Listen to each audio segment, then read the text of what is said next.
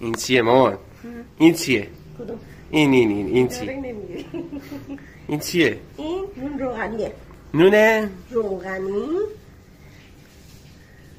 به زبان ترکی اگیردک. چی؟ اگیردک. اگیردک. آه. این اگیردکه. چرا اسمش فوشه؟ خوش نیست. چیه یعنی معنیش چی میشه فارسی؟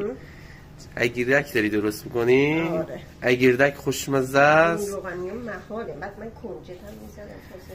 به اگیردکه. نون چیز محلی کجاه؟ همدان. همدان. اسم همدان میاد همه میگن